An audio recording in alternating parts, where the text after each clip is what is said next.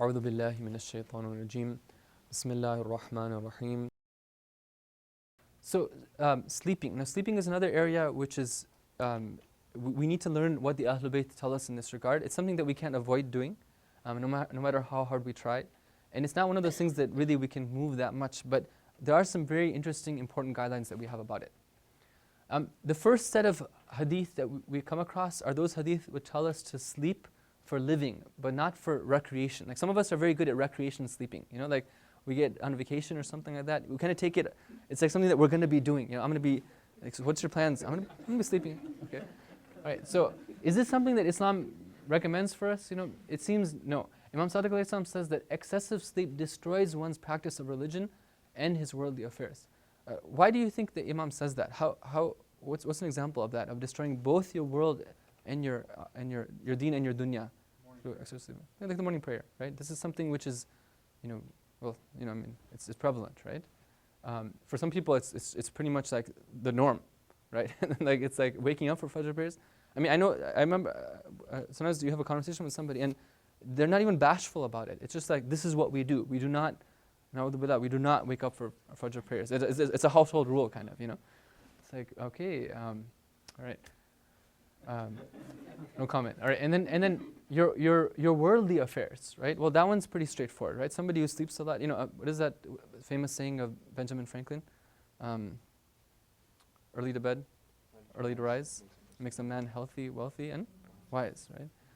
And this is definitely the case, right? Somebody, you look at people who are successful in this world, they don't get there by having recreational sleep activities. All right, and then Sheikh Saduq in Al-Khisal, he quotes a tradition. I wasn't able to understand which Imam he's quoting it from, but given the personality involved here, definitely we can assume that it is from one of the Imams, because it's Sheikh Saduq after all. Anyhow, he says that there's 4 things of which a little amount is a lot. قَلِيلُهُ كَثِيرٌ.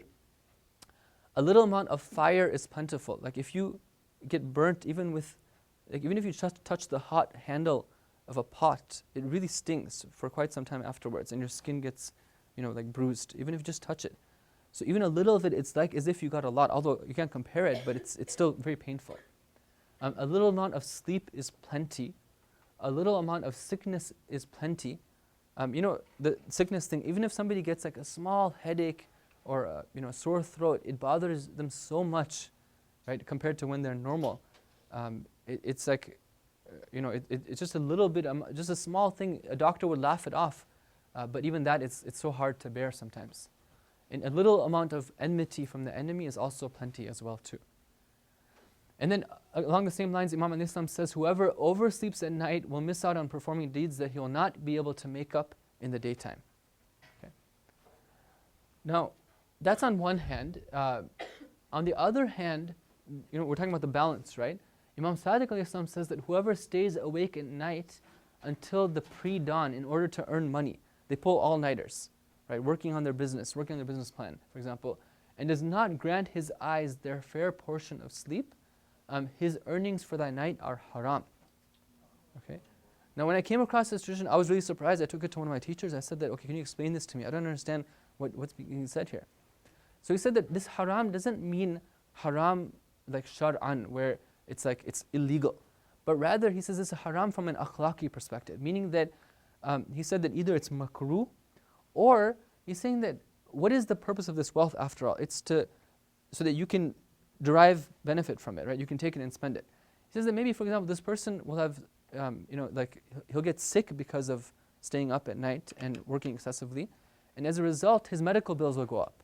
So maybe that same amount of money that he gained extra, he'll end up spending in medical bills. It might not happen this week, it might happen when he's 60 years old, right? But eventually, it will catch up with him. Anyhow, in the whole system of risk and creation that Allah has created for us, He wants us to be balanced about our approach towards gaining risk. We shouldn't be like killing ourselves in order to get it. I mean, there's a certain thing that our body, we have to give its fair due as well. Yes, brother? What about like those individuals that work graveyard? Yeah, and then my teacher went on to say, he said you can't generalize this to all cases, because sometimes there's something which is necessary. Somebody has to, like, maybe twice a week they have to work the night shift or something, right? okay, well, what are they supposed to do, right? I mean, that's what they have to do.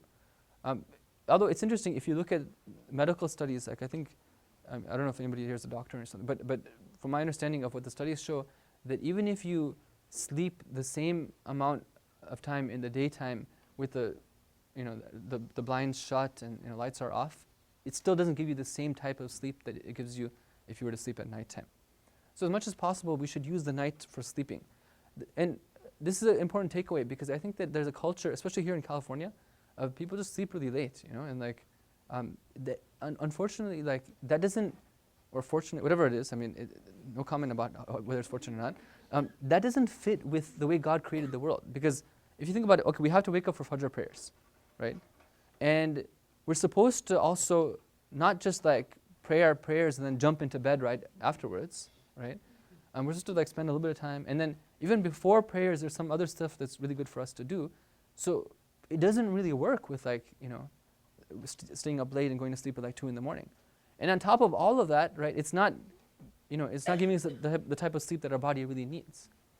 So anyway, an average person needs 6 to 7 hours of sleep in order to not feel sleepy during the daytime. So what the spiritual teachers tell their students, especially at the beginning of the path, is that your responsibility is to get as much sleep as your body needs in order to function. Meaning that this sleep is for a purpose, right? If you're going to sleep 5 hours at night and then in the daytime you're going to be sleepy, you won't be able to focus on your studies, you won't be able to say your prayers, recite Quran, you'll feel sleepy, then you need to get some more sleep at night. And this becomes a condition and something that's part of attaining spiritual progress. Unlike what we might perceive about, like having to sleep late at night and spend the whole night awake in worship. This is not what the teachers of spirituality talk about doing. Okay, as far as when to rise in the morning, beautiful tradition from Imam Al-Hadi alayhi salam, he says that rising in the pre-dawn results in sweeter sleep. Now, I don't know if they've conducted any studies about this, because it's one of those things that it's really hard to like measure, because I don't think people usually do this. But the Imam is telling us this. He's saying that if you want some nice quality sleep, okay, then the way to do that is actually to wake up in the pre-dawn. Because brothers and sisters know that we have a lot of traditions which tell us that this pre-dawn, the time of sahar, it's actually the best time to be awake and be engaged in conversation with Allah subhanahu wa ta'ala. It's the time when the doors of heaven are open. It's a time when somebody can ask dua and it will be accepted by Allah subhanahu wa ta'ala. It's the time for reciting the night prayers, salatul layl. And so somebody, if they're awake at that time, even though it's hard, right, you feel like sleeping, of course, through that time, and shaitan will come and try to prevent us from waking up. This will help the quality of our sleep.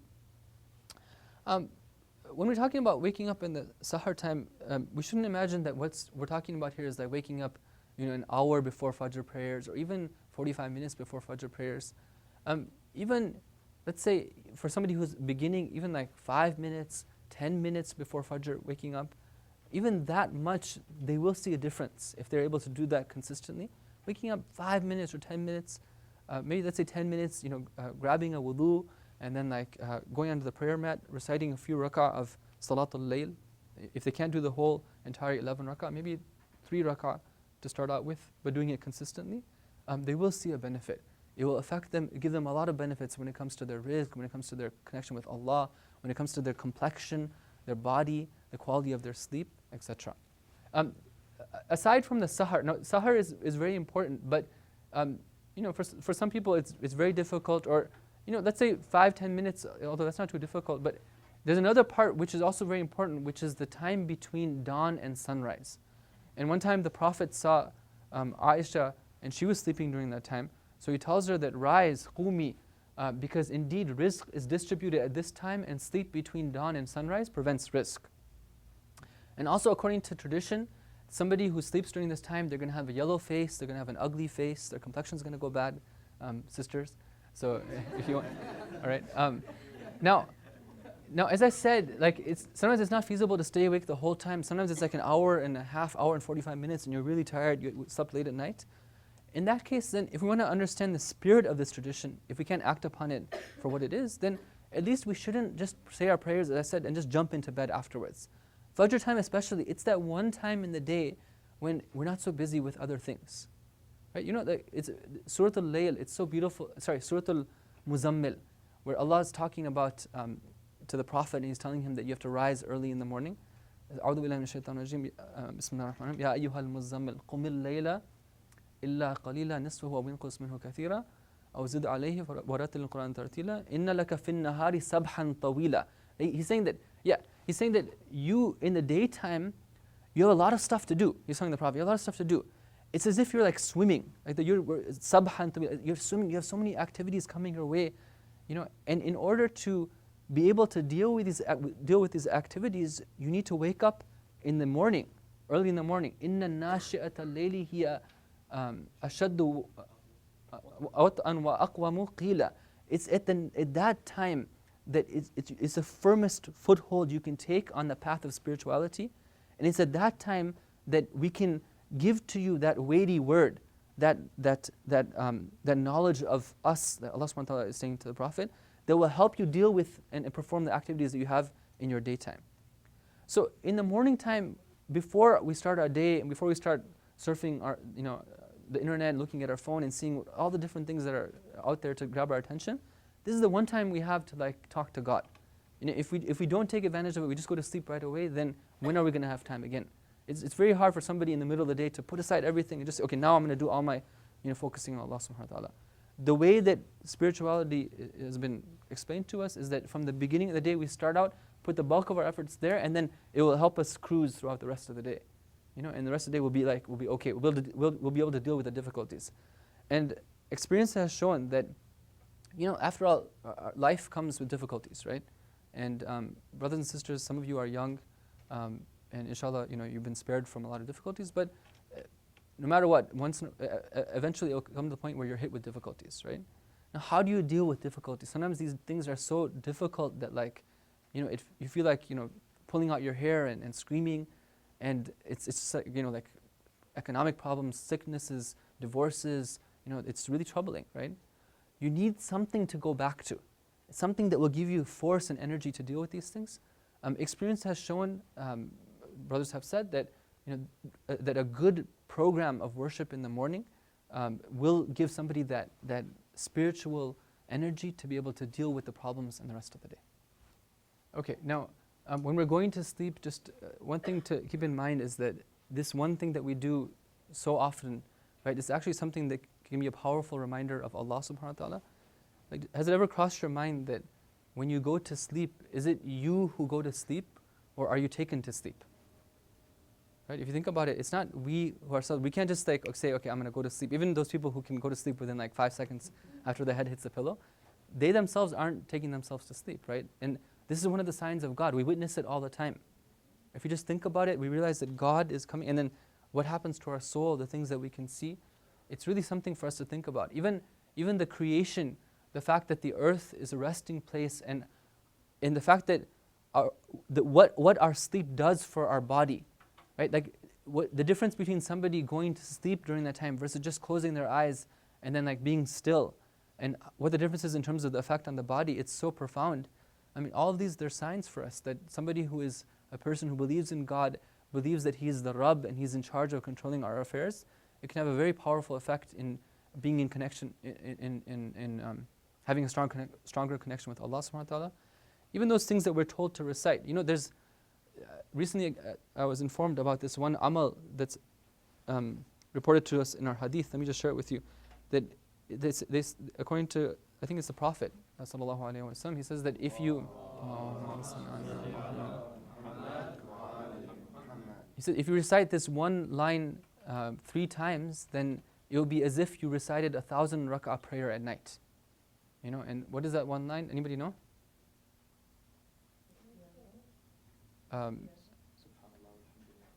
Those are recommended as well too, but the one line that has this reward to it, it's يَفْعَلُ اللَّهُ مَا يَشَاءُ بِقُدْرَتِهِ وَيَحْكُمُ مَا يُرِيدُ بِعِزَّتِهِ. يَفْعَلُ اللَّهُ مَا يَشَاءُ بِقُدْرَتِهِ وَيَحْكُمُ مَا يُرِيدُ بِعِزَّتِهِ. Allah does what He pleases by way of His power, and He decrees what He desires by way of His might. Okay, so it's talking about the jalali aspect of Allah subhanahu wa ta'ala. Okay, and then finally, some of the etiquette is performing wudu after relieving oneself. These are very high recommended in our traditions. Performing wudu, it's as if you have done worship the whole night. So somebody who misses out on this opportunity to do worship the whole night, they're really depriving themselves. Okay, the next thing to talk about is balance in food and drink. And this is an exciting area because we, of course, are people who like to eat and drink and be merry. So in fact, that's what we're going to talk about food and drink, and then we're going to talk about being merry, inshallah, right after that. Okay, so what is the balanced approach to food and drink? It's very interesting. We have traditions, again, in all aspects of life. It seems that the Ahlul Bayt wanted us to tell us, this is the upper bound, this is the lower bound. Do what you need to do when it comes to these bounds, but don't exceed them. If you stay within these bounds, this thing which could take you to a, down to perdition and to losing all spirituality, all connection with God, it could take you to the heavens as well too, and to the pinnacle of spirituality. So Imam Al-Qadim alayhi salam, he says that if only people were balanced when it came to eating, and he means by eating here, eating and drinking, intake of food and drink, then their bodies would become well formed. So it has an effect on the body. Imam Sadiq alayhi salam, there's this one tradition, it's really interesting. There's this one doctor from India who comes in, and this doctor has all these special sort of potions and everything to take care of diseases. And the Imam alayhi salam tells him at one point, he says that what I have with me is better than what you have. He says, I apply what the Prophet ﷺ said, and I know that the stomach is the house of all sickness, and its remedy is moderation. By being moderate about what we take into our stomach, then we'll be able to rectify all problems that we have. And in the modern world, I'm not an expert in medical issues, but I've done some looking into this area, and it seems that only recently are they realizing that a lot of those things that they developed, like drugs for, using these synthetic drugs for, it doesn't solve the problem in a holistic sort of way. And the holistic solution inevitably involves going back to food and drink and a gradual healing process through herbs and these types of things. It's also attributed to Imam al-Islam that he's said, eat to live and don't live to eat. Okay? Which is a very beautiful saying. It's very powerful. You find a lot of people, this is not the case for them. They eat to live, fine, okay? They eat to live. But they actually live to eat as well too. Meaning that when it comes to their notion of what is the highest level of pleasure that can be attained in this world, the highest thing, okay, I know for us in the Bay Area, it was Shalimar. All right? It was like that. You guys know about Shalimar? Okay, well, ask about it. You can figure it out. When you go up there, then you guys can check it out. All right, that was it, okay? Or maybe for some people it's not that. It's about how many different places they can try, like Chinese, this thing, that thing, They go for Hajj or Umrah. It's like, yeah, the Kentucky Fried Chicken and this and that, it was so good, I mean, they might say, okay, it was nice to see the Kaaba and everything, but then this is the real thing that's for them. So it's unfortunate because, yeah. Just as a side, let me just throw it in there because there's this verse in the Quran. Inshallah, this doesn't apply to us, right? But just to give you an idea, it says that the people of hell, right? It says that وَإِذَا أُلْقُوا فِيهَا مَكَانًا ضَيِّقًا مُقَرَّنِينَ دَعَوْا هُنَالِكَ ثُبُورًا. It says that when people of hell are cast into the hell, they will have a very narrow place, right? And they'll be stepping on each other's toes in hell.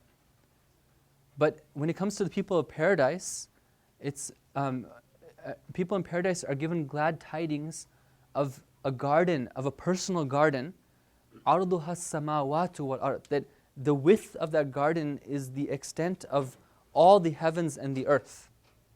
And the length of it isn't even specified. And according to tradition, it will be the case that believers in heaven will hold dinner parties. And they'll invite everyone in heaven to come and join them, and there'll be room for everyone to come into their own personal garden. Right? And all these are just, according to some commentators, this is just this is symbolism I mean, it's reality, but what it's telling us is that a human being who just focused on his animal instincts in this world and honed them, food, drink, copulation and those sorts of things, right? The extent of what they were able to perceive is the extent of what they'll have in the hereafter. Makanan dayiqan, this narrow place for them. Whereas a person who is able to engage in these things however much they need it, but then also get to the higher levels of experience and truth and reality, enjoy those higher pleasures that are there, that person will have arduha samawati wal ard, like this garden which is vast and expansive. Yeah, thank you. Okay, as far as eating, first of all, the guideline we have is eating halal. Now, eating halal means various things. This is all in the books of law, but just in a very concise way of looking at it. Number one is that it doesn't come from an illegal source. Number two, it doesn't intrude on other people's rights. Like, okay, you might have an apple which is halal otherwise, but it's in somebody else's garden, so you go and pick it from the garden. It's haram for us to eat in that case. It has to be pure according to the urf, according to the society's standards. I'm not explaining these. If people want me to explain something, then please tell me if it's not clear. It shouldn't be harmful to somebody. If food is harmful to them in a way that people would not tolerate that, then that would also be haram to eat that food. And then it shouldn't cause societal corruption. That's why, for example, we're told that you cannot eat at a table where alcoholic drinks are being served.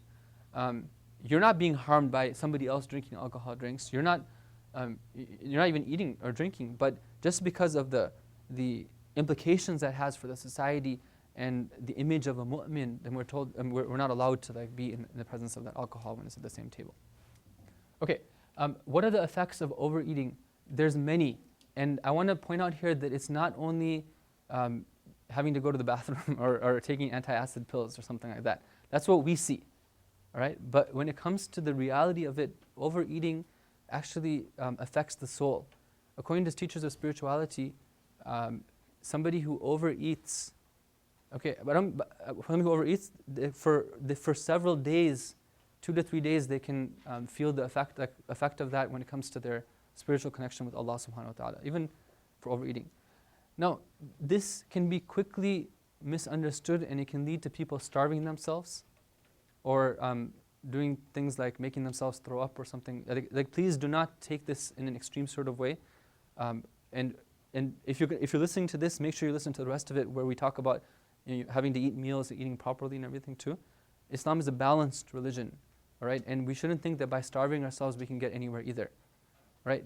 There's some traditions that we have which talk about the importance of hunger.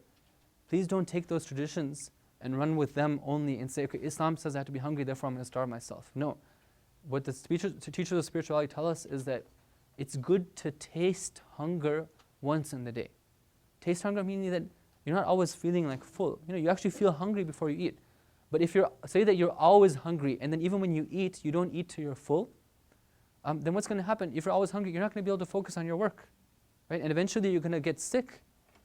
And people, the reason why I'm a little bit emotional about it is because I've seen people who come into the hawza and they want to be spiritual, and they fall into this trap. They get the wrong advice about things.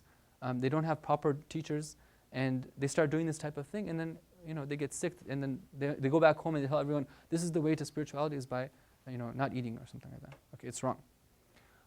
But at the same time, overeating, meaning eating more than we need to, right?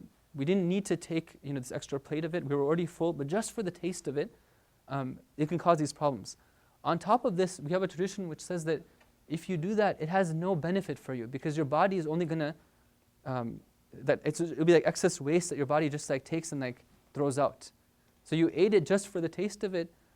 You're gonna have these problems that occur, and then it's also it's extra baggage. So what are these effects? Spiritual diseases like heedlessness, feeling remote from God, disinclines towards active worship, hard-heartedness, unhealthiness, increasing shahwa, body odor, dulling the aql, making the soul dark, causing troubled sleep, being full in the dunya. Okay, and somebody who's full in the dunya, according to tradition, will be hungry in the hereafter. Can somebody tell me, what does it mean to be hungry in the hereafter? What do you think what does it mean for somebody to be hungry in the hereafter?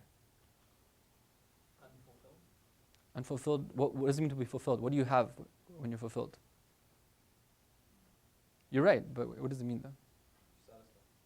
Satisfied with what? Spiritual, yeah, like that. Somebody who's lacking spiritual food or spiritual perfection, somebody who fills himself in this world will be lacking. They'll find themselves in need, and they'll feel unfulfilled on the Day of Judgment.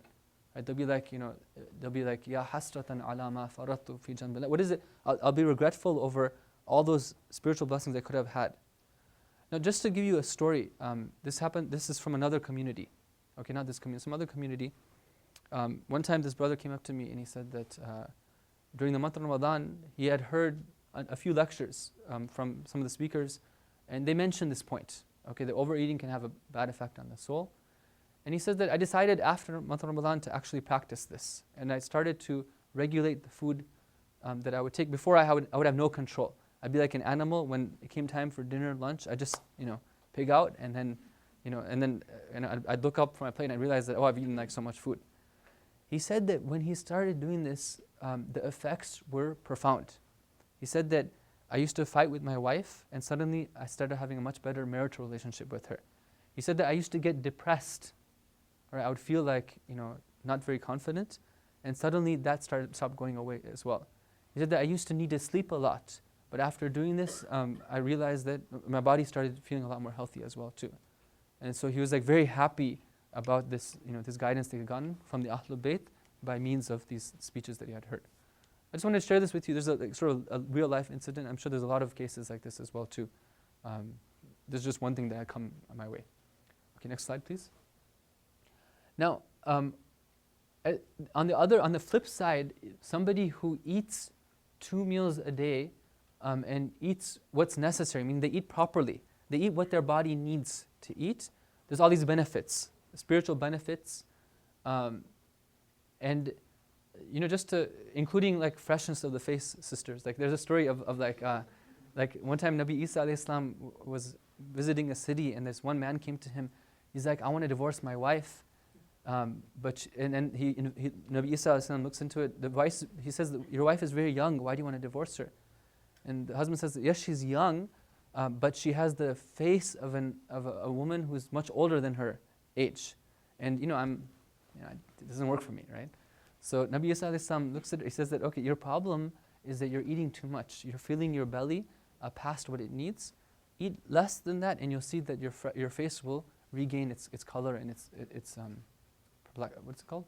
Complexion. Yeah. And then Allama Majlisi, it's very interesting. Allama Majlisi has this book of this voluminous collection of hadith. What is it called? Bihar al-Anwar, right? In that section when he's talking about food and drink, he says that as I'm writing this section, with me is a man who is 300 years old. And he got to this age by observing correct guidelines when it comes to eating and drinking. Now, Allama Majlisi isn't somebody to he's a pretty important figure. I mean, we trust him. Because he was one of our greatest scholars, right? So he's not making this thing up here. So, Allahu A'lam. Okay, next slide, please.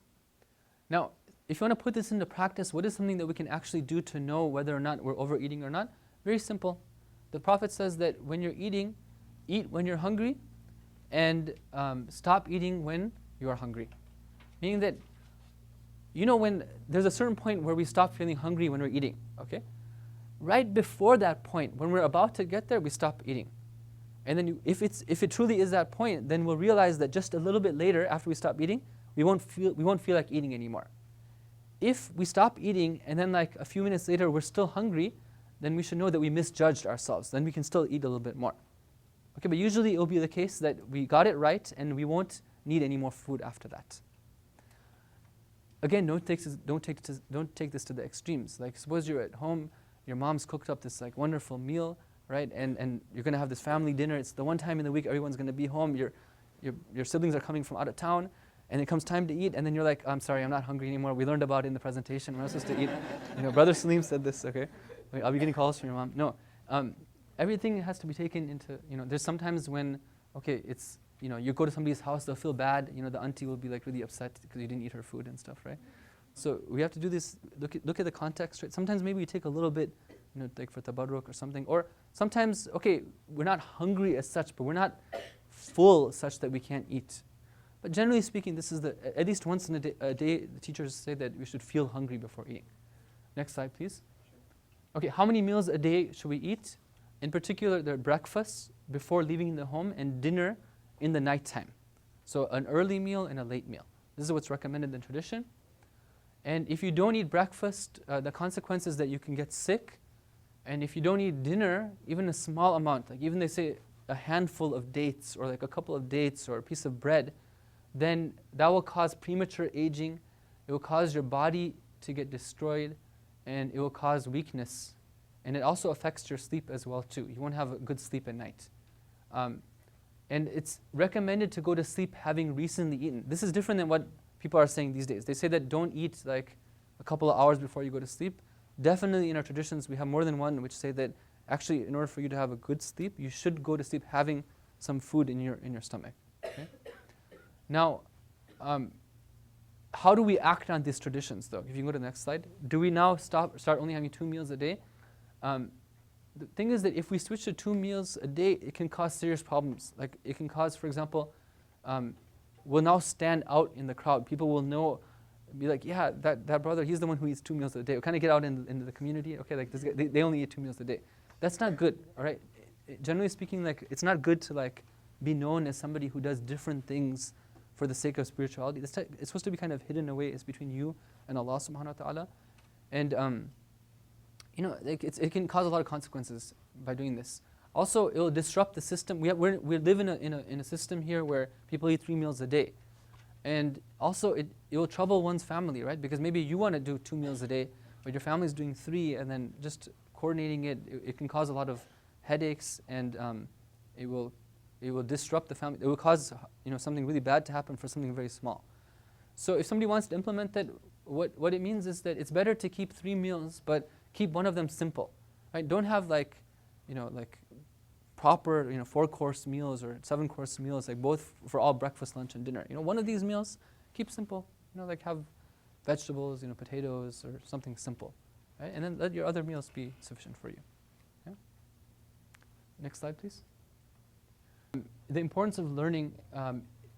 Imam Baqir, Imam Al-Kadhim, and perhaps Imam As-Sadiq alayhi salam, it's reported that they all say the same effect, that if we were to see a young person from our Shia who is not pursuing knowledge of the religion, I would surely punish him. And one tradition is that I would whip him 20 times. Okay? Now the Imam alayhi salam, they are the manifestations of the mercy of Allah subhanahu wa ta'ala. But when it comes to this matter, they're pretty serious about it. That we need to be spending a portion of our time engaged in learning about our responsibility with Allah. And there's no way around it. Okay? So if it's a case that we're not doing that, inshallah, this can be an opportunity for us to have figured out, that we're not, first of all, because we went through that exercise, right? We should know whether or not we're doing it. If we're not doing it, then we need to think about what we can do to actually do it. Now, what do we need to learn? If you look at Islamic teachings, they're divided into 3 categories: beliefs, practice, and ethics. I don't need to learn everything in all these fields. I need to learn what's relevant for me.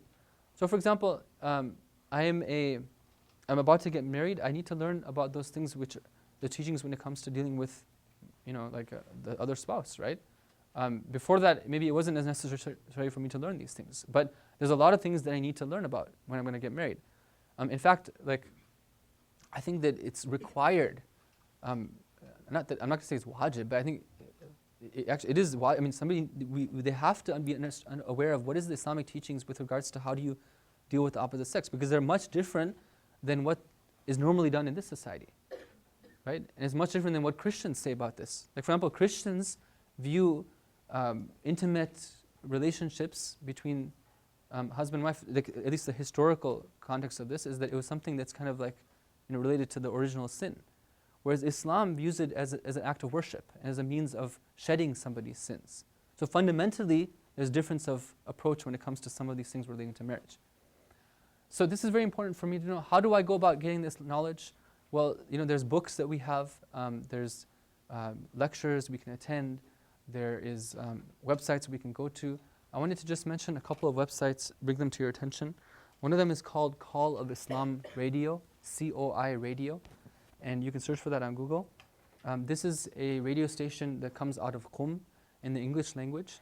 I'm not going to say that I support or endorse everything that's said on there, but I do know some of the people who deliver programs on them, and I know them to be reputable and knowledgeable individuals, and maybe you know some of them as well. You can go to the website and check them out. Another website is COI Radio. Another website, sorry? I'm not sure. I'm sorry. Yeah.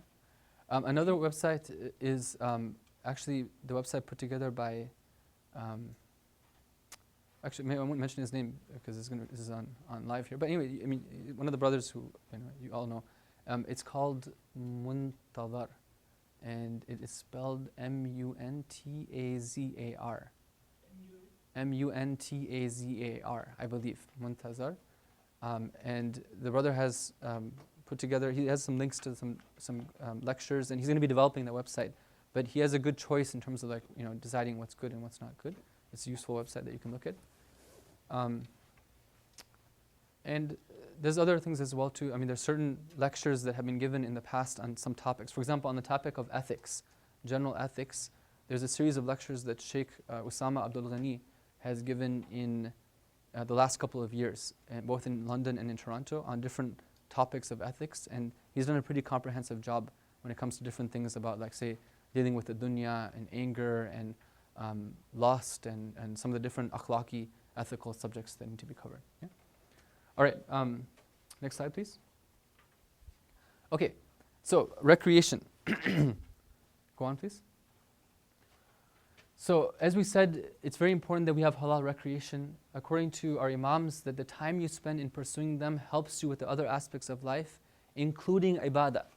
Including ibadah, meaning that if somebody tries to pray and read Quran, but they don't have halal pleasure, and they're not interacting with the dunya in a correct sort of way, they're not going to be able to worship Allah the way that they want to, because their soul will be deficient. Okay, the Prophet says that enjoy yourselves and be playful, for despite that roughness should be seen in your religion. Okay, that image of like these guys with long beards, with miswaks, and they just have AK-47s, and they're always like, and they don't smile at all. That's not Islam. Okay, like Islam is something different. The Prophet wanted Islam to be different than that. Now, as far as what can we do, what does that mean to do halal recreation? It can mean a lot of different things. It can mean like, getting together with your favorite, brothers for the brothers, or sisters with the sisters, or spending time with your family, going out and playing sports, etc. I'm only going to talk about two areas, which is travel and meeting others, because these are two things that typically people like to do, like traveling and going to different cities, for example, going up north, going road trips, and also meeting others. This is something that we do as well too. You can kind of see, when you go through these, you'll kind of see what is it that the traditions are telling us in terms of how to keep the balance when engaging in recreation.